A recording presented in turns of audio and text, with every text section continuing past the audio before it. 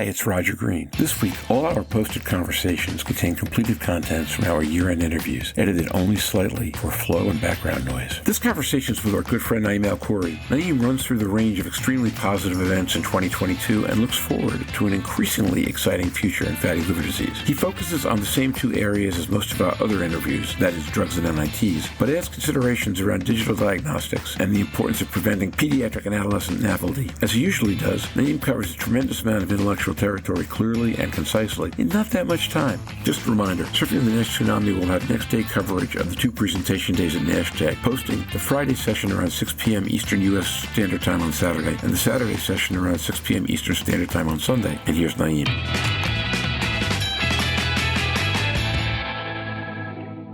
This morning, we're here with our good friend Naim Alkhouri. Louise is here. Jörn is in Calcutta, so he won't be joining us. And it's 7 o'clock in the morning in the U.S., noon in the U.K., but Naim and I are both waking up on the East Coast here. Naim, how are you doing this morning? Naim Alkhouri. I'm good. How are you, my friend? Well, I'm doing excellent. Weather here is better than the weather there, I think. I'm in Cleveland, Ohio this week, working at our new office. This is called the Clinical Research Institute of Ohio, where we actually do similar work to the work we do at Arizona Liver Health. So we see patients with chronic liver diseases, and we do NASH clinical trials as well. I think that's exciting. One of the things that Stephen talked about maybe about a year ago was the maldistribution of clinical trial sites in America. He talked about Chicago, but I think true Cleveland as well, that there were major Midwestern U.S. cities where there just was nothing. So you having opened in Cleveland, where I know you've got personal history, is just really a good thing for everybody. Yeah, I agree. I mean, there is an unmet need in Northeast Ohio for clinical trials. They have a similar issue with NAFLD NASH, many patients with NASH cirrhosis, and really no options for them. And I'm so glad we can provide this opportunity for some patients. That's great. And then Louise, how are you this morning? Louise Campbell. I'm very well, looking for the end of the week and a nice relaxing weekend. Yeah, I think that's about right. So we have this, and then in an hour I'm on the phone with Singapore, and then after that I start to relax a little bit as well, although Friday's got a lot of stuff in it. So Naim, this is pretty straightforward, right? What we're doing is talking with folks about the end of the year, and at the end of the year looking back on 2022, and which I think we've all agreed is an exciting and dynamic year, but different high points, and conversations have gone in lots of different directions, so I'll be interested to hear where you take this one. Your floor, my friend. Yeah, I think it's been a very productive, positive year for NASH. Started with the approval of the ELF test beginning of the year, so this is FDA approved now in the United States, and it's been approved in the UK for a while, but now we can actually run the ELF test through commercial labs, and this has been a very helpful test in our clinics. The scenario has been that about 60% of patients we see in our clinics, we can rule out advanced disease just by doing FIB4 and a FibroScan. We have typically about 10% where we can actually diagnose advanced disease, even cirrhosis, just looking at platelet count and imaging and FIB4 FibroScan with the high KPA. But about 40% we were in that indeterminant zone that we really needed another test. We've been doing other tests that are also very helpful, such as MR elastography and corrected T1, but they're not as widely available as the ELF test. So having ELF commercially available has made an impact in our clinics. So I use it in cases where the tests are discordant or I'm stuck in that indeterminate zone to help me risk stratify my patients. This year we witnessed also the implementation of these algorithms by the American Gastro Association and the American Association for Clinical Endocrinology that utilize the sequential testing and primary care endocrine. We presented data at the AASLD liver meeting looking at the implementation of these algorithms on the United States population level, showing that by doing this, only about 8 to 11% of patients at risk for NAFLD and its complications will need to be seen by a specialist, a hepatologist, gastroenterologist. We also seen a few abstracts publications on new scores to help us identify patients with at-risk NASH, defined as NASH with NAFLD activity score 4 or higher and F2 fibrosis or higher. So we've seen abstracts on MiFib, which includes FIB4 and MR elastography, and then our score, the MAST score, which includes MR elastography, MRI PDFF, and AST, AASLD. We also have seen a sneak peek on the AASLD guidance document, and I was very happy to see that in addition to the primary care pathway, they have a specialist pathway to help us identify at-risk patients utilizing things like the FAST score, MAST, and MEFib and CT1. In terms of therapeutics also, I think 2020 was a little bit, slow year for us. 2019 was disappointing. I think 2022 was a good year because we had a few what I call jaw-dropping moments at the AASLD liver meeting. I was very impressed with the Akira data showing NASH resolution 76% after 24 weeks of treatment. Everyone has been talking about this, but not only that, fibrosis regression, improvement in the majority of NITs, and again, short duration, okay tolerability, so this is exciting. I was impressed also with the Ultimmune data, very short, 12 weeks, patients were treated with pemvidutide. What was very impressive for me was that about 95% achieved that 30% relative reduction in MRI-PDFF, hepatic fat fraction, but also the fact that about 55% actually reduced liver fat less than 5%, so you cannot even call it fatty liver anymore. So that was very interesting and got me thinking about the possibility for curing this disease, not just improving fibrosis by one stage or decreasing the NAFLD activity score, but really getting to a cure, and about the concepts of induction therapy, intermittent therapy. So maybe NASH will look different than type 2 diabetes, and maybe people don't have to be treated for the rest of their lives. I don't think this is going to be the majority of patients, but I think in younger patients without advanced fibrosis, we may get to a point where we say there's no more disease to talk about. We'll monitor you on a yearly basis, and if we see any recurrence, maybe we'll go back on medicines, but let's stick with lifestyle intervention. Speaking of lifestyle interventions, we completed 2 studies this year, one with Noom, and we'll probably discuss these in more details, but Noom is an app that's available, you can purchase it. And then we completed another one with a company called Better Therapeutics, and there was a press release about a week ago. This is a little bit different than Noom because it's a prescription digital therapeutic, but the idea for both is that providing this comprehensive lifestyle intervention, and we will be able to show in abstract forms in the near future some positive findings that we can discuss more on a later date. So I think this is important because we're all limited by our time in clinic, and to have something that the patients can download and have access to an experienced team that can provide counseling, lifestyle intervention is very helpful, and I think it's going to be part of initiation of drugs, but also maintaining the therapeutic effects, and potentially in patients where we can stop drugs to maintain the beneficial effects from the drugs without needing to go back on therapeutic agents. So I think this is a very promising area. So this is my take on the year. I think it was a positive one. I'm happy. It was a nice ending with the World Cup also. This is very unusual for us to be watching World Cup matches close to Christmas. This is the first time ever, and it's been a good one, and we'll see what happens on Sunday. There are a bunch of places that we could dive in. Let's go back to the 8 to 11% number and the algorithms, which to me, and no one else has mentioned that, but I thought that was really compelling, right? One of the issues that we've been hearing about forever has been hepatology can't handle the load. But to what degree do you think that the combination of the consistency in the guidelines and pathways that the AGA, ACE, AASLD, et cetera, are putting out with that 8 to 11 number at the back end makes this feel either more doable for the medical community, or do you think there are still challenges in terms of, even if we could get everybody to do the right thing, do we have enough volume in the specialty community to deal with the patients who'll come in? I think it's more durable, obviously. We estimate that we have probably 90 million people with fatty liver disease in the United States alone, so we cannot have them seen in specialty clinics to risk stratify them. I think FIP4 is the cheapest test we have, so this is widely available. We've been talking about it, but I think that we standardized now the cut points. We simplified it for primary care physicians, and the fact that when we initially started with the FibroScan as the next step, and it was only FibroScan and the AGA algorithm, I had my concerns that we would not be able to implement this on the United States population level just because of the availability of FibroScan machines. Obviously, there are other ways to measure liver stiffness, including shear wave elastography, and now we have newer machines like the Velicure machine, and potentially in the near future also the hepatoscope and other ultrasound-based technologies. I think MR elastography sonography is becoming more available. CT1 is becoming also commercially available outside of clinical trials. But I had my doubts that this is still difficult to implement, because if you go with FIB4, you still have, if you implement it for the at-risk population, you'll end up with about 13 to 15 million people that will still need more testing, which meant initially FibroScan. So I think having the ELF and the algorithm with AASLD is going to make it more feasible. Now, at the end of the day, these are all hypothetical numbers, and the reality is that when you look at patients with type 2 diabetes, where the prevalence of NAFLD is 60%, we're probably seeing 5% of them. I don't think we're going to be able to solve the problem for the entire US or UK population, but I think by implementing this, if we go from 5% to 20%, we made a huge impact, and we prevented a few patients from progressing to cirrhosis and its complications. Louise,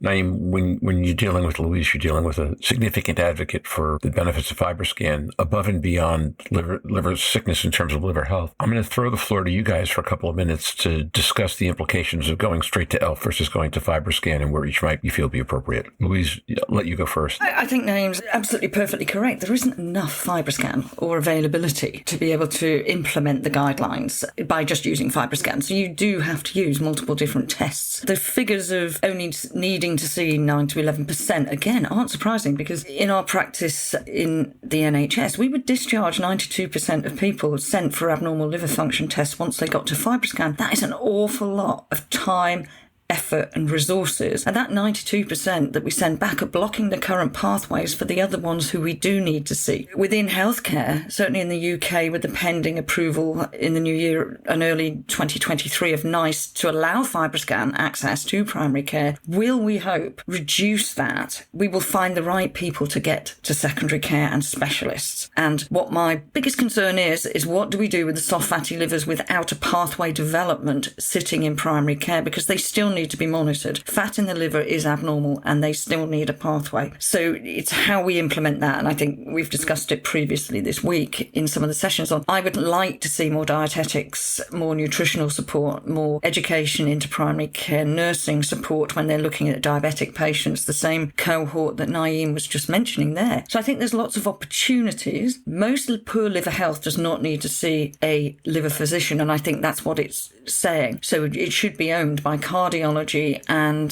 endocrinology and metabolic medicine, and only where you get liver disease and fibrosis do we really need to intervene from a speciality service. I've said before, I don't mind who owns the liver from fat and from ill health, as long as the right people get to see the person at the right time to help the person as a whole. Those figures don't surprise me from what we see in routine care. And I suppose from my other side, where we get lots of buy-in from members of the public owning their own liver health and liver healthy lifestyle should be an option. At the moment, the default is to find out you've got disease. And that is driving admissions to hospital, it's driving other diseases, it's reciprocated by other diseases. That's a healthcare situation that we can look to assist on and help, because actually using the liver to help health services and health personnel, we don't have enough doctors and nurses to be able to look at these patients. Even if we did screen the 90 million Americans and got it down to 15, that is still going to overwhelm hepatology resources in the US and any other country. So by doing it in the lifestyle choice and making it's cheaper than going to the gym, just know what the gym's doing for you, or what your dietetics, what your other apps are doing for you. I think we can prevent so many people going into that timeline. We just don't measure it currently because we don't measure the outcome of Noon on preventing people going to healthcare. We don't measure the outcomes of Fitbit stopping people going into healthcare. So we don't measure those metrics currently in a financial way. Maybe we should be. Again, a lot to unpack. Between the two of you, we've created enough in the last 15 minutes. We could spend the next 3 hours unpacking. I think at the intersection of those two thoughts, though, in my mind, is something like this. Naim, first of all, I think you're absolutely right that guidelines, like everything else, get adopted slowly. And here, one of the challenges is that a main path for guidelines getting adopted is money that comes largely, frankly, out of pharmaceutical companies, in the States at least, which is where most of the education of doctors gets done. And admittedly, it's imperfect education. It tilts a little bit towards pharmacology. But in this case, any education about guidelines is better than what we have right now. But Naim's point about going from 5 to 20 would be a significant advance. I think if you could do that in a year or 2 years, that would be heroic. And at the end of all that, Louise, we've got a long way to go to get towards the kind of thing that you're describing. But at least we're on the flight path to get there. If we succeed in getting drugs approved in 23 and 24 and 25, then more money will be there, I think, to make that happen. Naim, so one of the things I've talked about this week in the states thing is the idea that LabCorp will now reflex an ELF test based on a FIB4 result, and that you can hit .FIB4 on Epic and get a number. Makes this a lot easier for people, for doctors, even in primary care, who are affiliated with hospital systems, to do the right thing, if appropriately educated. Where do you feel we're at right now in terms of getting people educated on what to do? Yeah, this is a positive development. I think it simplifies the testing for primary care physicians, endocrinologists. This is similar to what we did with hepatitis C, where you do the hep C antibody, and then if it's positive, you reflex to HCV RNA. And it just simplified things, because we used to get these patients that are coming with the antibody, then we had to order the RNA, and then it's negative, and then it's like, oh, don't worry about it. Having the all testing done by the time they come to see us will help us make decisions faster. So the idea here is that you do the FIB4 when you have a CBC and a liver panel, and you have your AST, ALT, platelet counts, you have the patient age, and then if the FIB4 is more than 1.3, then you reflex to ELF. I think the biggest challenge has been the way the ELF was approved in the United States as a prognostic biomarker, and the way the reports are,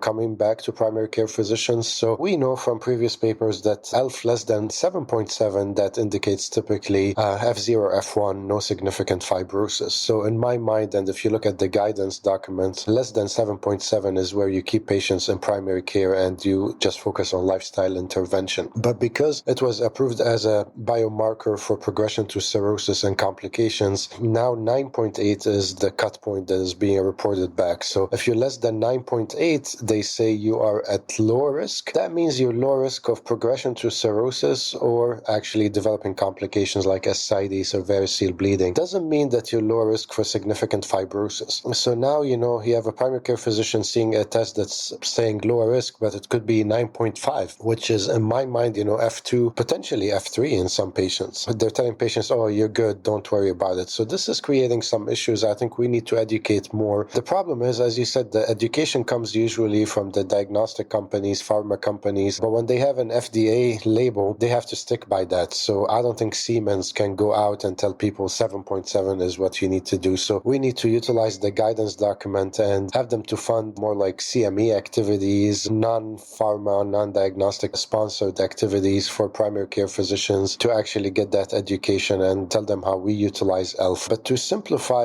for the audience, I guess, less than 7.7, F0, F1, 7.7 to 9.8 is typically your F2, 9.8 to 11.3 is F3, and then more than 11.3 is F4. This is also simplified. ELF has issues, but I think this is the education that I would like to see out there. This is consistent with the guidelines also, but I just wanted to highlight this issue. But at the end of the day, as you said, Roger, I think, doing the reflex to ELF is really a good idea, and I think it will help us. But again, we need to educate on how to interpret the results. That's an excellent point. I'm mindful of the fact that one of the things that really turned cholesterol around now 30, 35 years ago, I show my age when I do things like this, is when the reference labs stopped highlighting cholesterol that were 2 standard deviations above the mean for the U.S. population, and instead simply picked a level and said, above this level, you got to think about it. Appreciating what you say about the labeling on ELF, I'm wondering if the guidelines give the reference labs an opportunity when reporting the result to asterisk anything between 7.7 and 9.8 and say, guidelines from so-and-so and so-and-so say that at this level, patient might have significant fibrosis. I don't know if that's a doable thing. I've not interviewed a reference lab about that. Yeah, it's a conversation that I think we should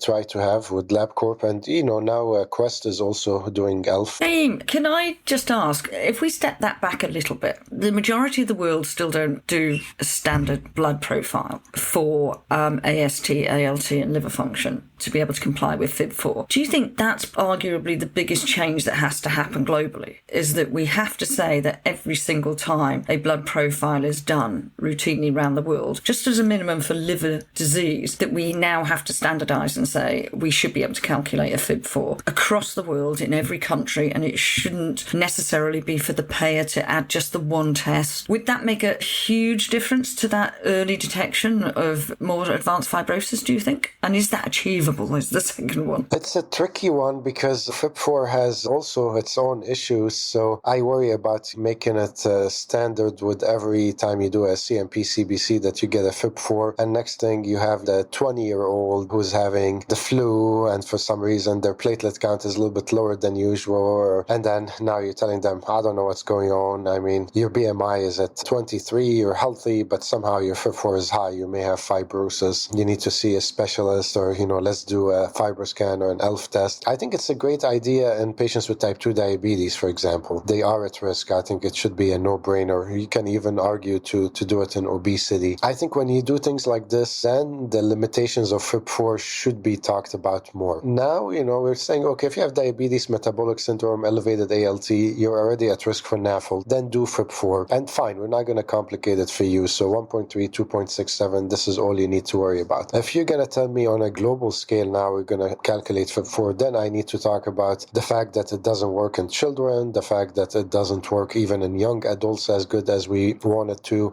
We have to talk about the elderly population. We have to also educate that if you have other things that can affect your platelet count, from ITP to whatever medication you're taking that may lower your platelet count, to a viral illness, that take it with a grain of salt, maybe repeat it. So it has to be implemented differently. One way to overcome this in terms of an acute illness is maybe to say, if it's slow and no other risk factors, maybe a repeat in 3 months, or something like that. That might be one way. But I feel like what we have now is good in the context that we are trying to implement it. Everything will come with issues. I don't think it's not a good idea, just how you implement it and the kind of quality assurance that has to come with it. We have to think it through and just do it in a way that does not create issues and kind of medicalize some people that are fine, and now they're going to be told that maybe you're at risk for having, liver fibrosis. Oh yeah, totally agree. And I think there's enough caveats. This is worth looking at unless there's another reason for this FIB4 to be elevated within this category. That can be easily done, and it's not perfect, but it's better than we've previously had, given the lack of ability of blood biomarkers to really tell us much. Nothing's perfect, as you say. But you know what, Louise? One of the things it does shift us towards is taking the conversation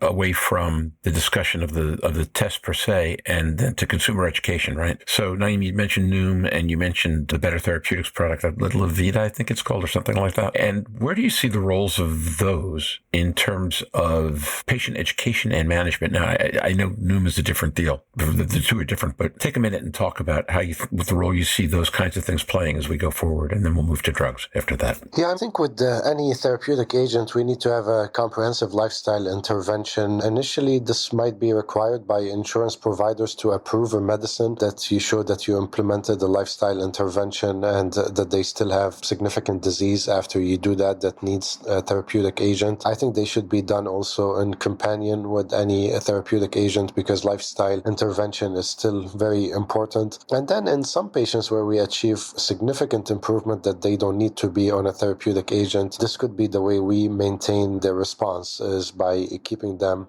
engaged with these digital therapeutics. When you have a digital therapeutic also, we may start using these for the broader NAFLD population. If someone is obese and they have fatty liver, do I really absolutely need to know that they have NASH with the F2 before I give them a comprehensive lifestyle intervention? I would say no. I mean, there is no adverse events here. This is going to help them on multiple fronts, from obesity, insulin resistance, fatty liver. So I see these as being maybe used in the broader NAFLD population. Having said that, I've been having several conversations with my colleagues in hepatology, and they are concerned about the GLP-1 agonist and near diabetes medicines, dual agonists, that they're going to just cure NAFLD early on and we'll never have patients with advanced disease, and what else are we going to be left with? And I would like to turn this concept around and say that typically you have fatty liver disease before you have diabetes. You can argue that no, diabetes comes first, but I know for a fact that NAFLD in the majority of cases comes first. And the easiest way to answer this is look at the prevalence of type 2 diabetes and NAFLD in children and adolescents.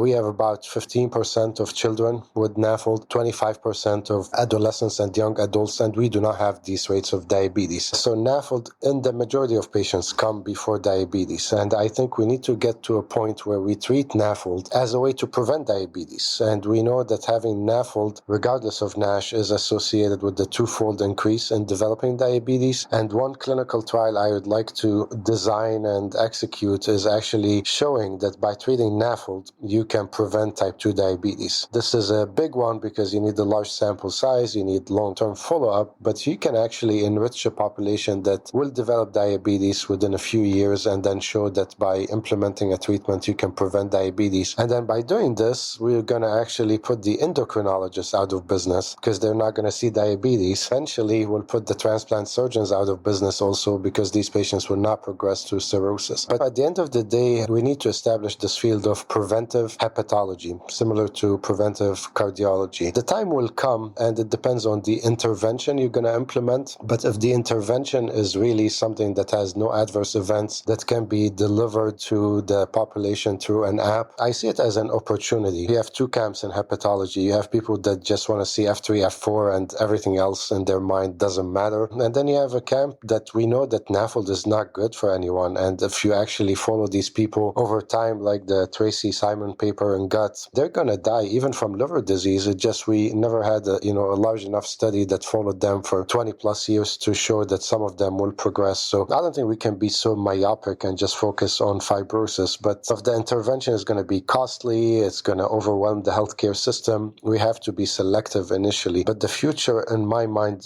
belongs to people like Louise and liver disease being cared for by primary care physicians, and for us to kind of potentially supervise many PCPs, provide online or televisit healthcare model where we can just help them identify patients, treat early, and then deal with the advanced cases and specialty care. But this is not a specialty disease. NAFLD is a primary care disease eventually. Well, I'm going to see how well Louise has taught me in the last 3 years, and I'm going to say that the only phrase in what you just said that I might pick a little bit is that the issue isn't about liver disease. It really becomes about liver health, which is, if you will, the precursor. Before you have, if you think of NAFLD, that might not be liver disease per se, but if you've got fat in the liver, then that's a sign that your liver isn't as healthy as it needs to be, and that will have all kinds of effects around the body. How am I doing, Louise? To the degree that we can teach that, I think we've made some real progress. You got that spot on. And Naim and I are brother and sister.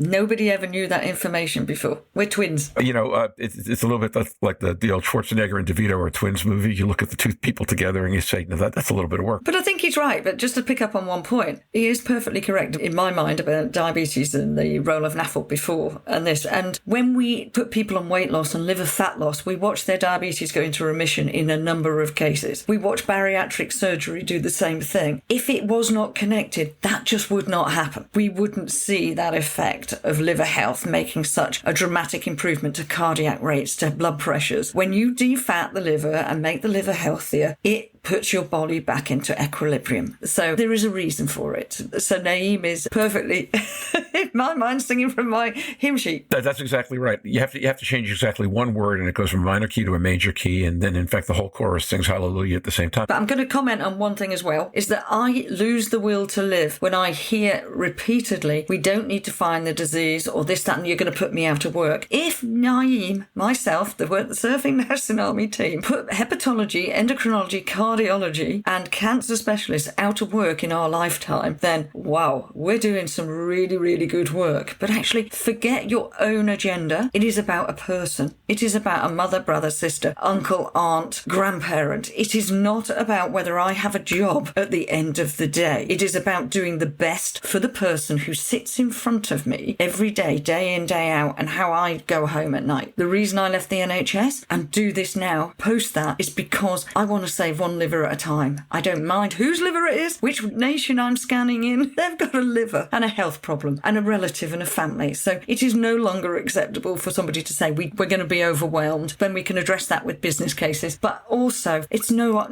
about me protecting my career because I want to see the next person in the door to pay me a fee to go out and enjoy my holiday. It is not that way. So I lose the will to live when those conversations happen. Let me reassure all of your colleagues that the nature of medicine is that every time we deal with a disease, new diseases show up. So it isn't like anyone's going to get put out of business. They might have to learn a little differently than what they've learned, but I'm not particularly worried about anybody's career. Populations grow. If you cure heart disease, you get more cancer. If you start to deal with cancer, you get more Alzheimer's and neurological issues. And even within the various body organs, you just get different diseases at different points in time. So I'm not a doc, I'm not a healthcare professional, so it's easy for me, but I'm not particularly worried about putting anybody out of work or at any point in the next, say, 30, 40, 50 years. I agree, Roger. I think our job as physicians is really to achieve immortality. This is the final goal, right? If you can get to that point, and that's such an uphill battle that will take generations and generations, but this is the goal, right? It's not an easy one. And the reason why NAFLD is such a big issue now is because we are doing such a good job with actually treating diabetes and heart disease that we are giving the liver enough time to develop enough fibrosis and end up with cirrhosis and complications. When diabetes used to be a death sentence not too long ago, 60, 70 years ago, if you had diabetes, you lived a few years, but it wasn't really a good life. And now you have a normal life expectancy almost if you manage it in a good way. So that's why we are seeing these diseases. If we start tackling obesity early on and we start preventing people from progression, as you said, other things will emerge. The life expectancy will increase and diseases will emerge that we maybe don't know much about, or maybe other populations will start developing diseases that we didn't see at this point because they're dealing with cancer or significant heart disease, and now we do a better job. But that's why I love being a physician, because I feel like we are part of this journey that humans have thought about since our existence, immortality and the gods. And I come from Damascus, the Middle East, and we have the Gilgamesh. This is a question that has been on our minds since we existed, and I think this is our mission, and that's why I enjoy what I do every day. So pre-pandemic, Prudential Insurance had a billboard on the way up to Newark Airport on I-78 that said the first person to live 150 years has been born. After the pandemic, they took it down. I think people became a little more fearful and skeptical of that concept, but I think it's probably right. And when we talk to Scott Friedman and we talk about some of the advances that are being made with siRNA and miRNA and all the diseases being used to treat, and the idea that you can take the same concepts that you use to develop a COVID vaccine and use them to treat fibrosis, for example, you start to realize that at the disease end, potential significant, which I will use as a segue for you to talk a little more about Altimmune and efruxifermin, the two studies you mentioned, and what you see as the most promising intermediate term developments really in pharmacology and in drugs that we've seen in the last year, what you think all that's going to mean. When you have powerful agents like this that can tackle almost every aspect of the disease, let's talk about efruxifermin. Higher rates, the highest we've seen for NASH resolution in a very short period of time, hitting both NASH resolution, fibrosis regression. About 15% had 2 fibrosis stage improvement. That was remarkable. Take it with a grain of salt, of course. This is all 35 patients in each arm, still short duration, which is a double-edged sword because it's nice to see this improvement so quickly, but is it going to be long-lasting? But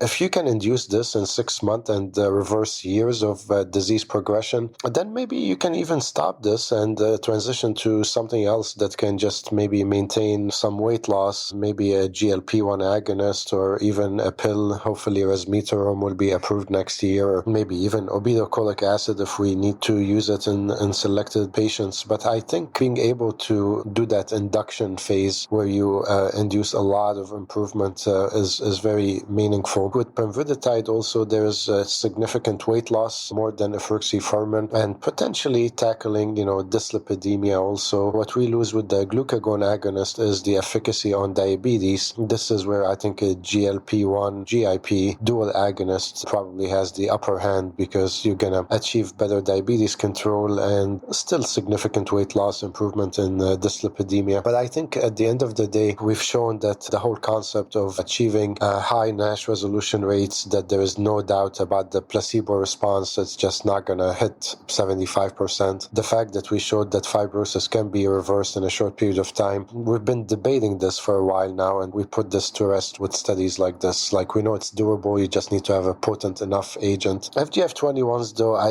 just that BMS story and the tachyphylaxis and, monitoring adiponectin levels, and that's my biggest concern is, can we maintain this long term? I guess it's to be determined in the future. Stephen, among others, has been talking about this. I'm struck that liver disease is really the first major therapy area to develop since blood dyscrasias particularly converted the model from doing first line, second line, third line therapies to the whole idea of induction, maintenance, and recalibration. If you get a blood dyscrasia at this point in time, what you get for induction therapy and what you're treated for to stay alive for 10, 15, 20 more years are different therapies for the same kind of reasons you're talking about. So the idea that you can start with induction with a injectable or a agent that can get dramatic effects, but might have long-term implications you don't want, and then go from there to oral agents that will serve as maintenance and control the disease is a perfectly viable model. And it's now taught. It's one of the ways to think about doing therapy. So I believe we in hepatology may benefit from that in exactly the way you just described. Yeah, I think it's going to be interesting to see, but also I think we're going to look at the phenotype of the patient, where they're at on the disease spectrum, and then we have to look at their comorbidities and what are the other healthcare issues they're dealing with, and then we're going to select the best agent for them. But for someone with less advanced disease, and if they're struggling with their A1C and diabetes control and their BMI is at 45, I may start with a medicine like tirzepatide and try to get the entire metabolic syndrome under control, and then reassess and then get them on a liver-specific medication. But if I have someone with F3 on their way to cirrhosis, maybe the liver piece will take priority, try to get them on something that's very important for the liver, do that induction piece, and then try to maintain them on something that will keep the metabolic syndrome under control. And then, of course, if a patient has issues with gastroparesis, emesis, maybe I'll be limited with using an agent that does not have GI side effects as the main issue. Same thing with patients with significant cardiovascular disease, struggling with dyslipidemia. I would avoid an agent that may worsen their lipids. So these are all the things that we will need to think about. Actually, as I was thinking about this episode last night, Roger, we published this NASH drug scorecard to kind of help providers compare all the different agents that hopefully will be approved, where you talk about hepatic efficacy endpoints, effects on metabolic syndrome, major adverse liver outcomes, MACE outcomes, and then adverse events. And I was thinking we need to develop something like this for also the diagnostic tests, where we just simplify it, I would say, for gastroenterologists and hepatologists, how to actually incorporate all of them, because it's getting complicated. So maybe that would be my first paper for 2023.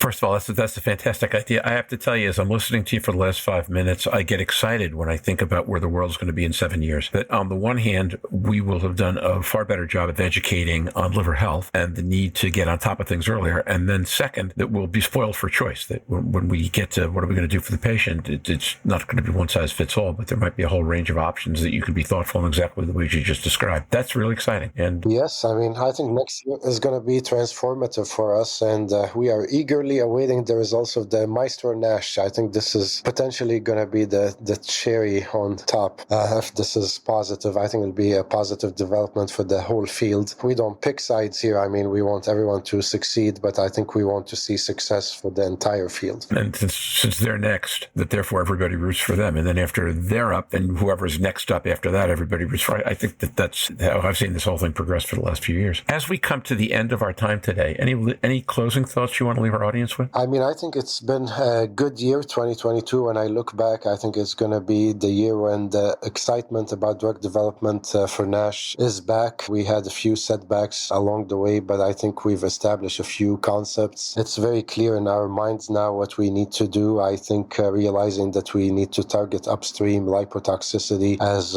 part of the treatment is well established now. We still need some pure antifibrotics that maybe will be part of combination therapy, stop the upstream injury, but also tackle downstream and try to reverse the disease. But this is the hope with agents like efruxifermin and potentially some of the other newer agents that we heard about this year, that we are getting there. And I think this disease is, in my mind, easier to treat than what some people think. I think the endpoints that we had were just a little bit difficult to achieve in a clinical trial. But when it's all said and done, I think we're going to realize that NAFLD is a very responsive disease to several therapeutic agents.